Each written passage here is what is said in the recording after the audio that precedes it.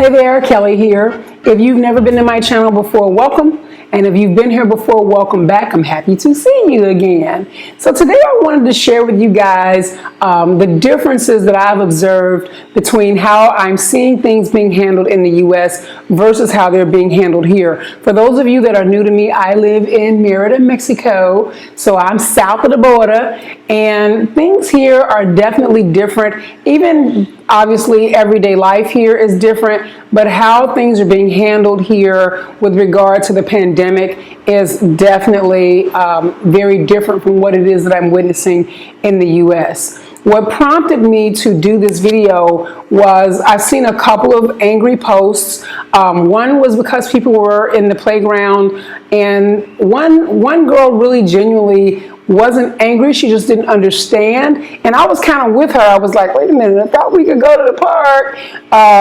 And then there are people that are upset that if you're out walking and you don't have a pet, that you are apparently violating some law, some rule, that you can't leave your house unless you got a dog on a leash, which is kind of strange because we want to get out too, and I don't have any animals up in here other than me. That was cheesy. That was cheesy. That's all right. Don't judge me.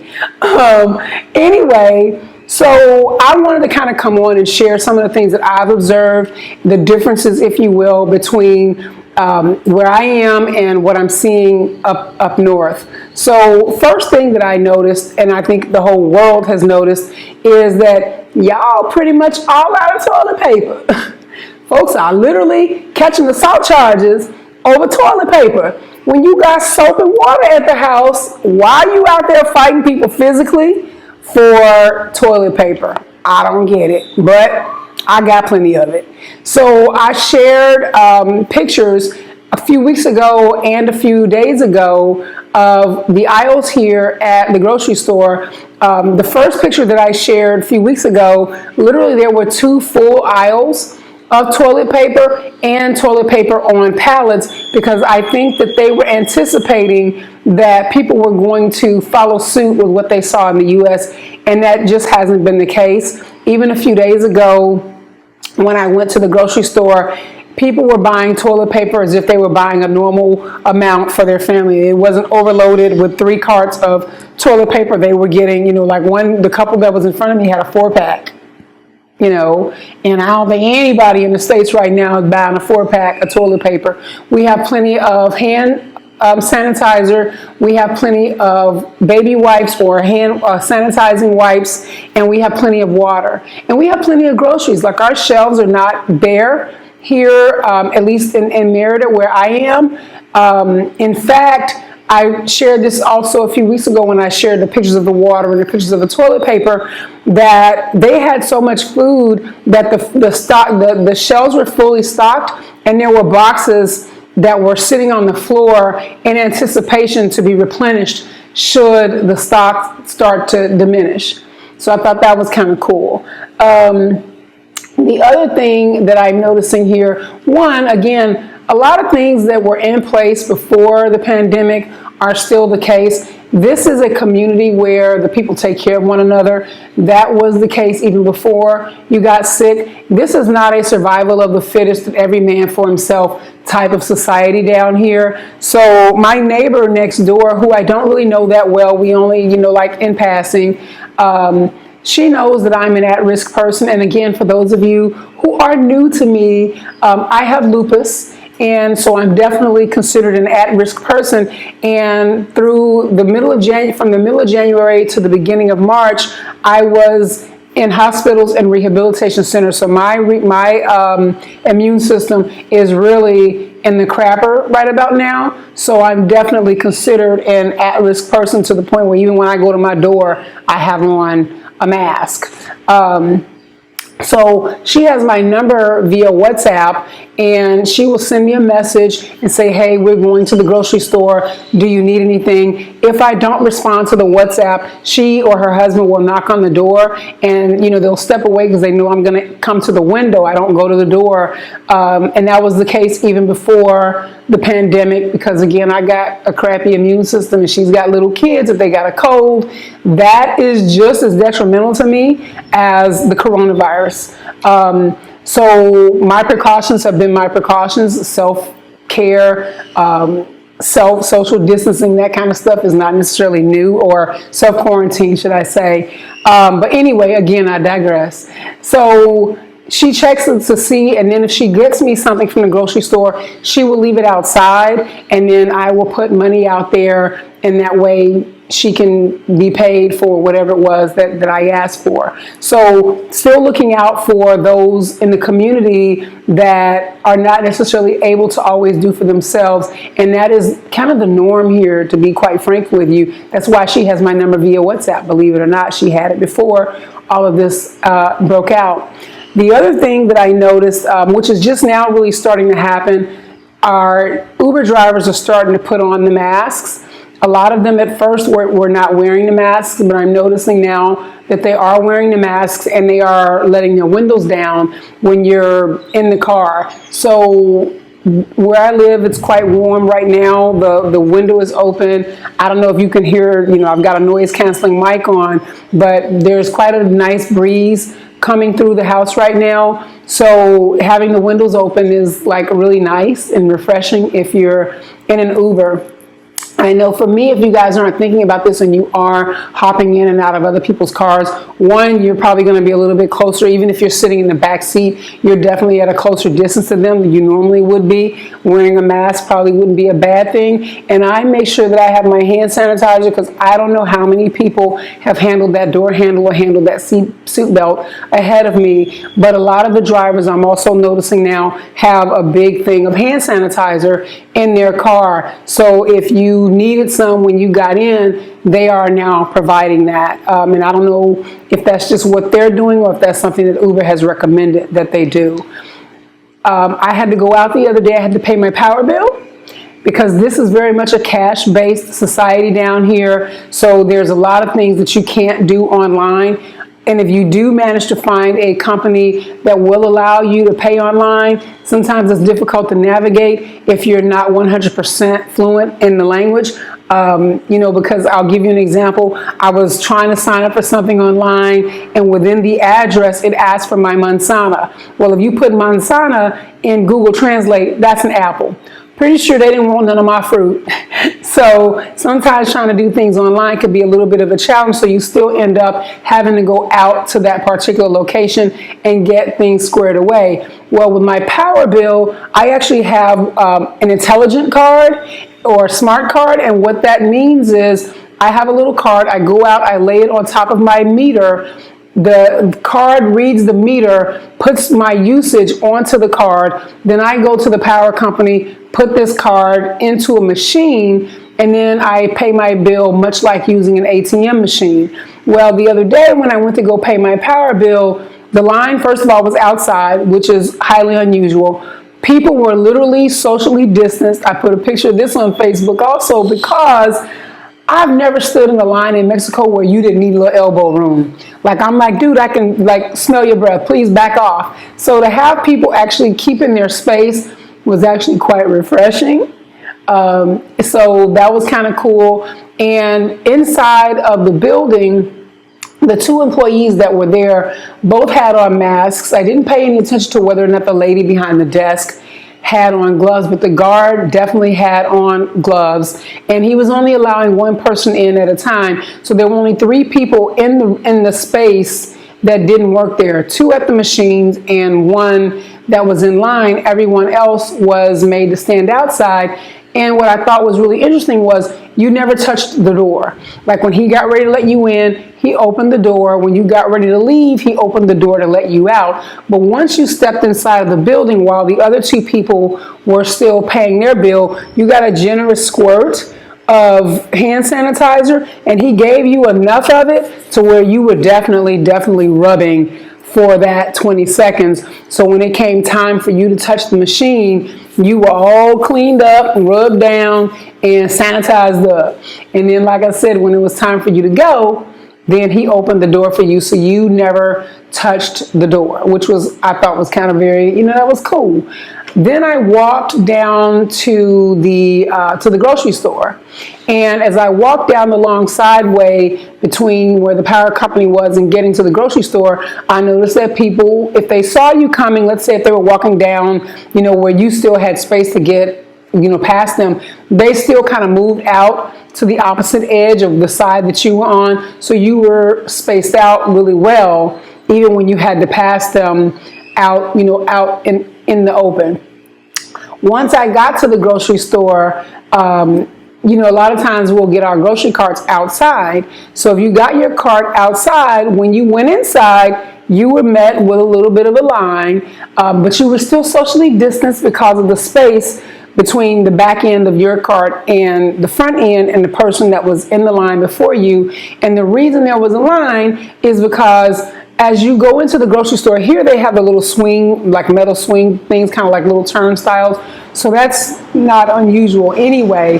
And there's always a guard there that, if you've got bags or whatever, he tells you, hey, you got to go and check your bags so that you're not stealing or whatever. So they now had him in gloves and a mask, and he is sanitizing as you bring your cart in. He's thoroughly wiping down the carts. If you had one of those quick carts, is what I call them, they usually are stacked up. They were not stacked up. They were spread out individually. So they had already been wiped down. So if you had a quick cart, you got to go in real quick. But otherwise, you stood there and you got your cart wiped down by the guard that's there. Now, what I really do like about this culture is they're very laid back. That's also a detriment, because if you ask for an appointment, sometimes you might find out your time has been wasted. So if you say, hey, we got to meet at 1 o'clock, you might not see that person till 3, or you might not see that person till 3 days later. So in that case, it's kind of frustrating. But in the case of like going into the grocery store, nobody was getting upset that, oh, I got to get in and out, I'm in a hurry. You know how we do.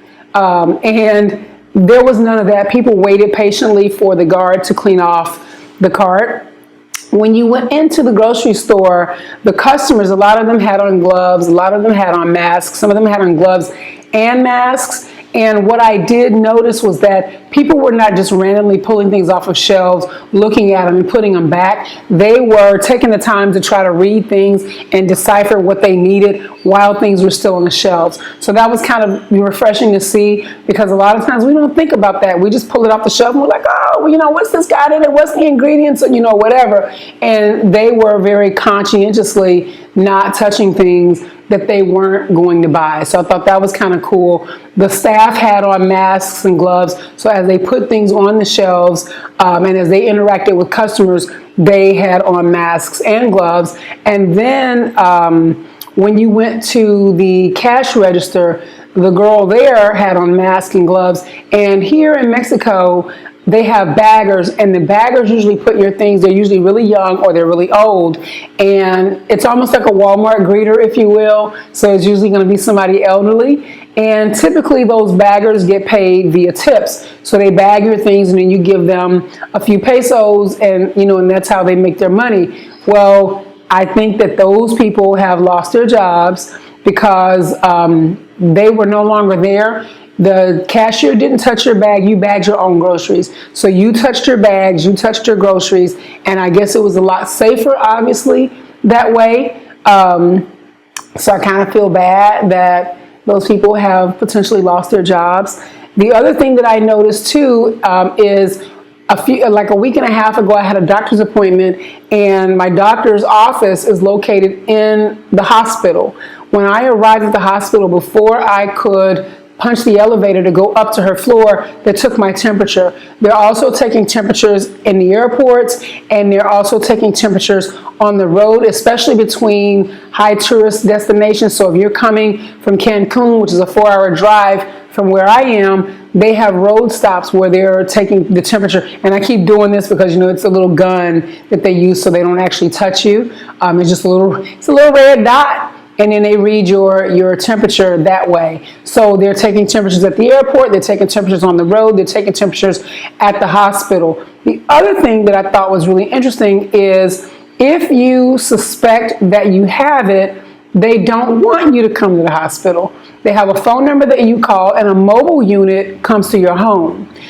If you are compelled to go to the hospital, you feel like you need to go to the ER, they ask that you call ahead of time so they come out again to meet you. So they're doing their best to limit the exposure of their healthcare personnel here, as well as the people who are in the hospital already. I can tell you that when I was in the rehab center in Tampa, February, first part of March, or whenever that was, there was a flu outbreak there. They put everything and everybody on lockdown. I ended up getting bronchitis because, they had a flu go through the place. Here, they're doing their best to make sure that that kind of thing doesn't happen by keeping you in your environment and having you to take care of any symptoms or worries that you may have in your own space. So the people that are coming in are, I'm sure suited up, gloved up, masked up, and all of this good stuff to make sure that you are cared for, but you're not passing it on and giving it out to the community at large, or those that are really susceptible to already being sick because they're already hospitalized. So, the other thing, and let me say this real quick, if you haven't hit subscribe by now and you still here, what you waiting on? Well, maybe what I'm saying is very, very interesting and you haven't hit the subscribe button yet, but hit the subscribe button. The other thing here, we do have a delivery service, and I hesitate to say a food delivery service. Like, we have Uber Eats, and you can get food from restaurants, but we also have something called Rappi, where you can get a multitude of things. So you can get things from the pharmacy, because our doctors here don't have to write prescriptions. You can just walk into the pharmacy, tell them what you need. So you can get things delivered from the pharmacy, from the liquor store, from the grocery store. You can even have cash delivered, because again, this is a cash-based society. So you can have a little motorcycle guy come up on his motorcycle and leave you money. And so what they've done now is they've implemented a thing where used to be where they would, come to your door, you would get your stuff directly from them, interact with them, and now they've made it to where all of your deliveries are just dropped outside of your door. That way, that limits the exposure to their delivery people, and again, it eliminates a lot of the exposure that you could potentially have. So they're making it safer, if you will, for everybody as best they can. People here are doing their best to be socially distanced, but I will say that, the restaurants. If the restaurants used to have 30 tables, now they have 15, and they've spread them out to where they're further away from one another. So restaurants here are still open. I think they're getting ready to limit liquor sales. And my understanding for that, sadly, is there's been a spike in, and this is from what I understand, not just in Mexico, but this is in quite a few different places where there's been an uptick in domestic violence. Y'all at home with y'all spouses, and they getting on your nerves, and now abuse is happening, sadly. So they are talking about limiting alcohol sales here. So I know that is something that is having an effect. What else was I going to say? I think that's pretty much it. As far as the differences are concerned, again, people here aren't totally panicking. We still have quite a bit of, quite a few supplies here. That's what I was saying. So it's non-essential stores, restaurants. I passed a movie theater the other day, and there was a ticket agent out there. I was like, people still going to the movies? But hey, whatever. So yeah. And the fabric store was open, which I did not go in. I'm addicted to buying fabrics. So those of you guys that don't know, I like to sew. I'm teaching myself to sew. So that's pretty much it. Those are the differences that I've noticed here in Mexico versus what they're doing in the U.S. So hopefully you guys will stay safe, stay socially distanced, isolate yourselves for the time that they're requesting. And I really, sadly, don't think this is going to be a 2-week or 30-day thing. I think they're telling people that so we don't totally freak all the way out. But I'm accustomed to kind of being by myself anyway, but I know that this can really be tough mentally. So if y'all need to reach out, hit me in the comments below, and I will do my best to talk about what you want to talk about and try to keep you sane.